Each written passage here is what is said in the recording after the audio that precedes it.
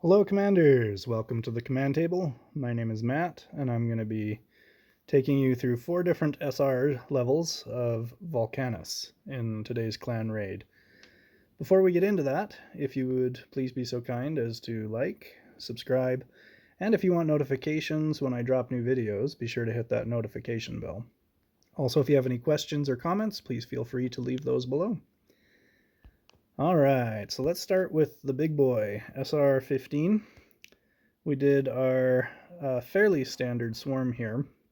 This one we have actually opted this time around to use the Claw of the Frost Dragon. We're also using Ring of Unity and Spear of Cataclysm. But normally we'd be using Primal Warhorn, but this time around we're using the Claw because it seems that they've done a little bit of rebalancing. So now the minion levels aren't quite as difficult, and you're able to get the push through a lot easier than before. So we're still going to be using the immunity and the power elixir because I just, with my unit levels, I need that extra push just to get all the way to him. And then with that Claw of the Frost Dragon, I only need the one Frost Wizard to keep him locked down. So that's kind of the basic summary there. We have no modifiers still. There's, and this will run you through the Powerstones. I'm using Unshackle and damage 3, and then I've got damage 3 and block and reach 2, and that's all the Powerstones. Now you need the Unshackle on the Warhounds unless you want them to get knocked back. That's going to cost you some time and affect the amount of push that you have. So using Unshackle on all those Warhounds makes a huge difference. You don't need it on the Wraiths because they have it built in. They're immune to physical forces and stun, I believe, and a few other things. But for present circumstances, given that there's no modifiers, you don't need it for them. The Warhounds, though, that will slow down your push because the Earth Elementals and that Brute have a chance to knock them back. Okay, so there it is, SR15, 2 Elixirs, and you honestly do not need level 4 on your Claw. So long as you have rank 1, that buys you enough time to keep him perma-frozen. Okay, so let's go ahead and skip through the rest of that. Then I switched it up. I tried something a little bit different. So this one I tried to use Empower Plagued on the Titan build that I've got down here. We've put one group of Plaguebearers with 2 Bombots. The Bombots are going to clear out the Thorn Guards and some of the Warhounds, and that's going to make it to where the Eternal Champions don't kill themselves on the Thorn Guards. But the Plague is going to be applied by the Plaguebearers, then that Plague is going to be reverted back onto my units, which I think I've got... Oh, it's in the next video. You'll see the Powerstones that I've got equipped on everybody. I'm using Troll Giant's Toe, Ring of Unity, and the Pendant of Everlasting Winter. And I've got a Monster Hunter in here. So between the Monster Hunter and the Pendant, we're going to get some fairly regular freezes on Volcanus, and you will see how that goes. We're using health, regen, and time. This is my first go at this, seeing how it would work, and I just figured we'd throw those on there and see how it did. So it looks like most of my units are hardly taking any damage. The Plaguebearers get burned through pretty quickly, and then all that's left are the much stronger units. With regen on there, it's very easy to keep everything alive, especially with that massive health buff from both Toe and the health elixir. So you'll see, I think I've got 1 EC that just went down there, so that's slightly problematic, but it's okay, we still got plenty left. And that Monster Hunter is clearing through all those nature units very quickly, all the Earth Elemental spawns. Nice AoE attack that burns through that. And now the Monster Hunter is going to be applying freeze to Volcanus every so often, as will the Pendant of Everlasting Winter. Unfortunately, it doesn't get all the way there. Sorry, spoiler alert. I think it gets down to about 20% before I run out of time. So look at those ECs go. My goodness. Just got them hopped up on all kinds of goodies. With they have Berserk and Empowered Plague, just so you're aware. But yeah, it looks like I get down to about 21%. Then we switch it up, and this will show you the power stones. So we just put speed on the Bombots, damage 3 and speed on the Plaguebearers. We've got defense, empower plagued, and berserk. And then on the Eternal Champions, Empower Plagued, and Berserk. And then on the Brute here, I put double Execute because I figured nice big AoE attack that would just delete any units that were, I think, at 30% or below. So that does help to clear through things. And we do get a lot more speed. So this one might actually get the kill. We're obviously at 21%, so this one's going to cap off this heart. But it's very possible that this build may have actually gotten the heart if it had started at 100%, because it does do a fair bit more damage than the other one. Okay, so it gets kind of uneventful here for a bit, so let's just kind of skip ahead to where we're almost out of time, and you'll see what's left. Few ECs get lost along the way. Looks like we've got 4 of them left, and the monster hunter just went down. But yeah, a fair bit more damage than the previous build. A few more tweaks, and it might be a pretty stable setup, although that does take 3 elixirs as opposed to the swarm build. This is my second run with the swarm build, where it only takes 2. So a little bit less expensive. If you've got the swarm units, probably just go that way. I'm sure there's plenty of other ways to try out. If somebody wants me to try something out, feel free to suggest it. We'll have a look at the suggestion and see if it's worthwhile.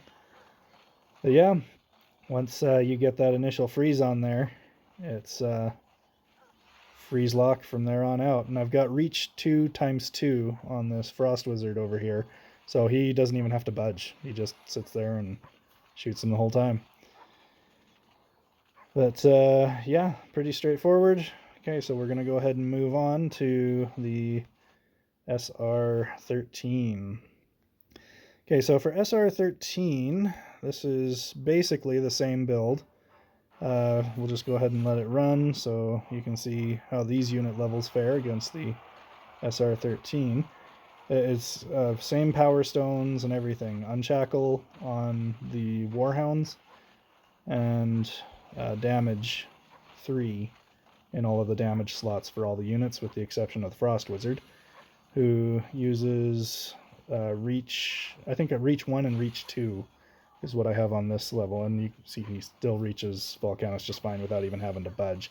The reason I like that is because sometimes you get a little bit of unfrozen time if that Frost Wizard is running up to the boss, but with the double reach, as long as he hits him and gets him locked in, then you're fine.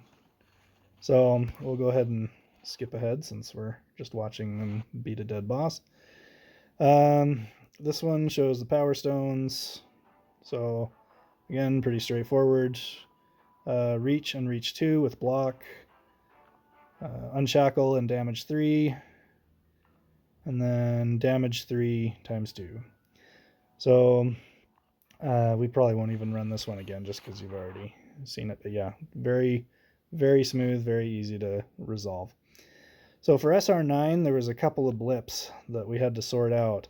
Obviously, a little bit lower HP on the SR9 Volcanus, but my unit levels are just kind of barely at that range right now where I could even handle it on this account.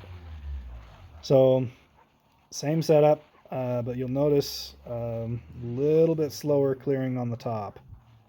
So, not quite as fast, and we get an extra pound in there. It isn't a deal breaker, still able to get the heart, but I noticed that since it was a little bit slower on the top, that I wanted to modify that. So let's go ahead and clear through since we already got the heart there.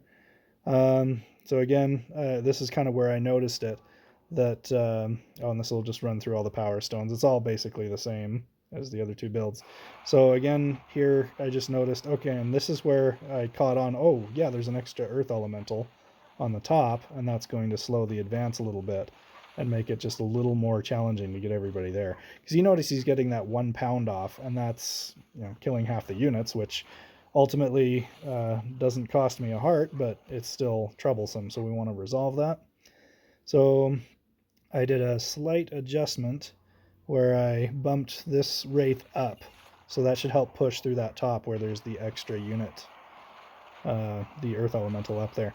Oh, and you'll notice this is why you do not, or why you do want Unshackle if you have it. And if you don't have Unshackle, you can use that third elixir spot for the force and stun resistance.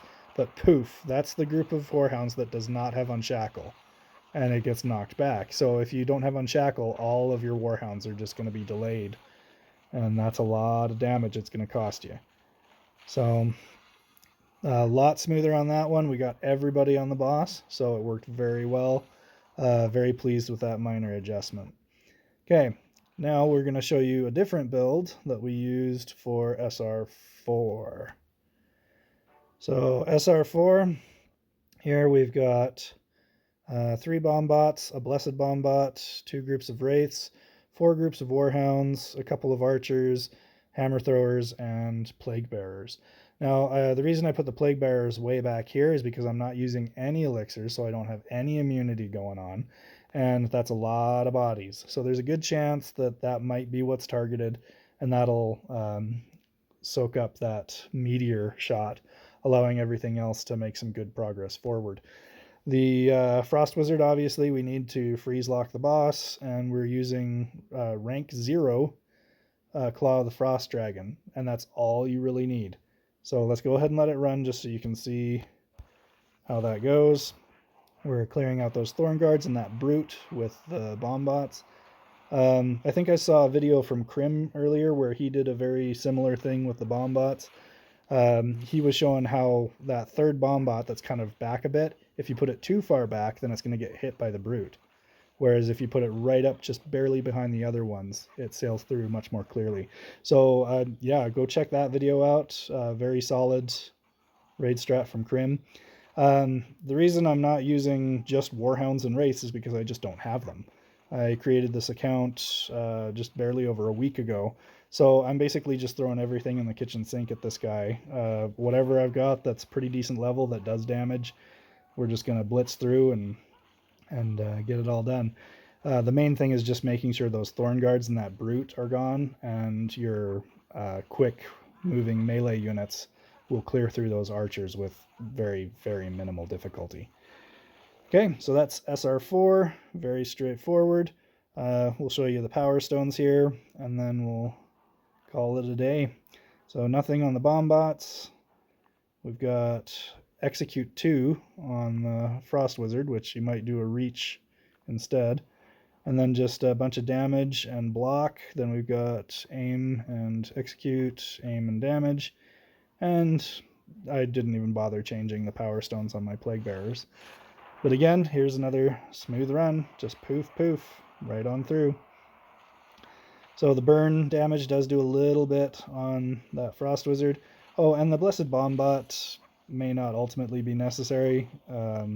It's just very handy if you do get an odd pound from the boss, which I've countered mostly just by having block on almost everything down here.